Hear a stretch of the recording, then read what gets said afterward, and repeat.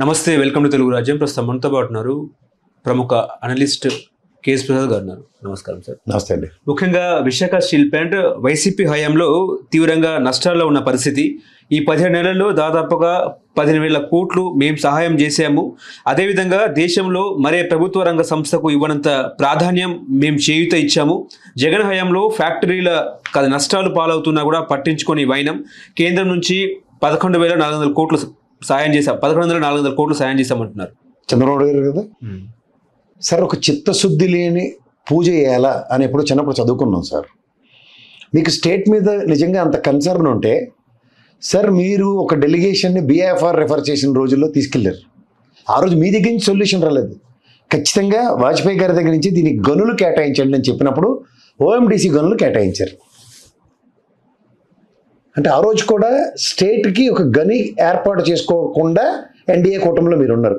ఇప్పుడు కూడా మీ కళ్ళ ముందు దీనికి లాసెస్ ఇంకర్ అయ్యాయి అన్నదానికి ముడిసరికే లేదన్నది కొట్టొచ్చిన నిజం సార్.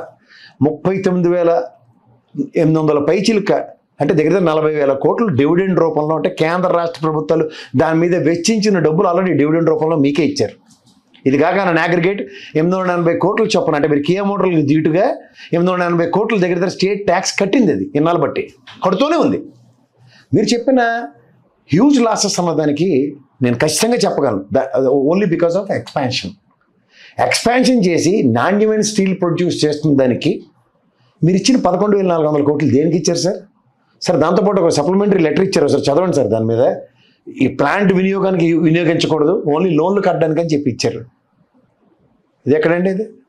ఇది ఎక్కడిది? దానికి జీతబత్యాలు, దానికి మార్కెటింగ్ చేయకుండా దాంతో ఉన్న కంపెనీలు దానికన్నా తక్కువ నాణ్యమైన స్టీల్ ప్రొడ్యూస్ చేస్తున్నా మీకేం బాధ లేదు. దీని మీద మీరు మాట్లాడుతున్నప్పుడు ఈ రోజుకి కూడా మీరు కేంద్ర ప్రభుత్వంలో మీ వల్ల బతికి బట్ట కడుతున్న బీజేపీ వాళ్ళ దగ్గర స్టీల్ ప్లాంట్ గనులు కాపాడాలి, గనులు ఇవ్వండి అని చెప్పి ఫుడ్ డౌన్ ఎందుకు చేయరు మీరు? దానివల్ల ప్రైవేటీకరించేస్తారు. ఏంటి జీతాలు ఇచ్చి మేపుతారా? గతంలో నాయని బ్రాహ్మణులు ఇలాగే కులవృత్తులు చేసుకున్న వాళ్ళని ఇదే విధంగా అవమానం చేశారు. ఇవాళ ఏదో స్టీల్ ప్లాంట్లో పనిచేసుకుంటున్న కార్మికులకి జీతాలు ఒత్తునే కూర్చుని ఇవ్వాలా? ఏం సమ్మె చేసే హక్కు రాజ్యాంగం కల్పించలేదా? నిరసన తెలియజేసే హక్కు రాజ్యాంగం కల్పించలేదా? వాళ్ళు దేనికైనా గొంతెమ్మ కోరికలకు అడుగుతున్నారా? దీన్ని ఇష్టం వచ్చినట్టు ప్రైవేటీకరిస్తుంటే వద్దు అని చెప్పి వాళ్ళు పోరాటం చేస్తుంటే ప్రైవేటీకరణ ఎందుకు చేస్తున్నా చెప్పకుండా 42 విభాగాలు ప్రైవేటీకరించి ఆల్రెడీ 4,000 పైచీలకు కార్మికులు తొలగించి 200 దగ్గర సీనియర్ మోస్ట్ ఎంప్లాయీస్ని సేల్కి ట్రాన్స్ఫర్ చేసి ఇప్పుడు మూడో కంటికి అనుమానం రాకుండా నటనా చాతుర్యంతో దాన్ని ముందుకు తీసుకున్నప్పుడు దీనికన్నా ముందు మాటలేంటి? రేపు ఆగస్టులో తర్వాత బ్లాస్ట్ ఫర్నెస్లు మిగిలిన 2 కూడా ఓపెన్ చేస్తామని చెప్పిన తర్వాత సామర్థ్యం లేకుండా బ్లాస్ట్ ఫర్నెస్లు ఓపెన్ చేసేంత నేపథ్యం మీ దగ్గర ఉందా? ప్రజాస్వామ్యం సార్ ఇది. ప్రజల చేత ఎన్నుకోబడిన ప్రజాప్రభుత్వ ప్రతినిధిగా రాష్ట్ర ప్రయోజనాలు పరిరక్షించే నేపథ్యంలో మీరు కనీస ఔదార్యం ప్రదర్శించకుండా మీరు ఇష్టం వచ్చినట్టుగా దాని మీద ఫుడ్ డౌన్ చేసే తమాషాలు చేస్తున్నారని మమ్మల్ని అడిగితే ఏం చెప్పాలి సార్? మీ సన్నిధానంలో రామకృష్ణ అటుడే మాట్లాడేస్తున్నాడు CPM రామకృష్ణ. ఏ సార్, అమృతరావు గారి త్యాగం, ప్రాణత్యాగం, 33 మంది పైచీలక ప్రాణాలు బలిదానాలతో ఏర్పడిన వైజాగ్ స్టీల్ ప్లాంట్ అంటే మీకు అంత చిన్న చూపుగా ఉందా? మీరు ఆ రోజు మీరే, ఈ రోజు మీరే. నాటి గనులు కేటాయింపుకు ప్రధానమంత్రి గారు చాటిన ఔదార్యానికి సొంత గనులు కేటాయించుకోవాలని నిస్సహాయ ప్రభుత్వం మీది ఆ రోజే. ఇప్పుడు కూడా దీన్ని ప్రైవేటీకరిస్తుంటే అది కేవలం ఎలక్షన్ ఇంజనీరింగ్ కూడా మాత్రమే వాడుకుని మళ్ళీ ప్రైవేటీకరిస్తుంటే కూడా చూస్తున్న నేపథ్యం మీదే. ఎక్కడ సార్ మీరు? మీ ఆయంలో జరిగిన 58 పైచీలకు ప్రైవేట్ రంగ సంస్థల్ని కిందకి దారదత్తం చేసిన ప్రభుత్వ రంగ సంస్థల్ని ఎన్నని చెప్పాలా? ఎన్నిసార్లు అని చెప్పాలా? అసలు కాన్సెప్ట్ ఏంటి సార్ దాని మీద? అసలు ఎక్స్పాన్షన్కి వెళ్ళినప్పుడు వచ్చిన లాసెస్కి ఫ్యాబ్రికేటెడ్ లాసెస్కి ఏం తేడా తెలియదా మీకు?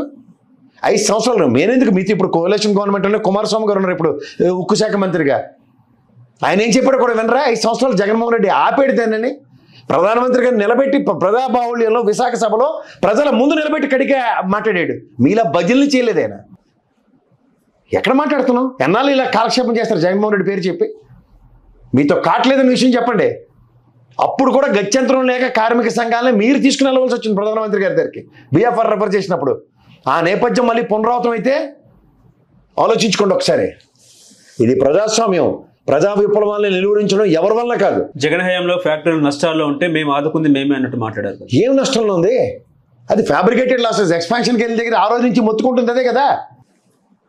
చాలా వింతపోకడగా ఉందండి ఇది. అదైనా కేంద్ర ప్రభుత్వ ఆధీనంలో నడుస్తున్న సంస్థకి Jaganmohan Reddy what why is connected? What why's connected? అసలు మీకు ఆలోచిస్తే నాకు అర్థమవుతుంది, మీరు దాన్ని తప్పించుకోవడానికి you doesn't have any clue. We're still opening a dialogue with respect to central government, will see through that this 5 years అన్నది ఏదైనా మాట్లాడతారేమో అనుకుంటే యాజ్ ఇఫ్ ప్రధానమంత్రిలాగా ఈయన మాట్లాడాడు. ఏంటి డెలిబరేషన్? ఎక్కడి నుంచి ఇస్తారు? ఒక శాఖ మంత్రిని మాట్లాడమండి, వచ్చే చెప్తాం మేము సమాధానం. మీరెవరు? మీ వల్ల కాదని మాకు ఎప్పుడో తెలుసు ఆ విషయం.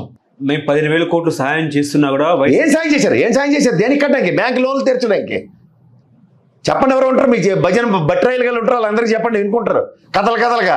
విష ప్రచారం చేస్తున్నారని చెప్పేసి. దేనికి విష ప్రచారం చేస్తున్నాం? వాళ్ళు సప్లిమెంటరీ నోటీస్ ఏమి ఇచ్చారో 11,400 కోట్లు ఇచ్చినప్పుడు కనుక్కోండి, చూడండి, చదవండి.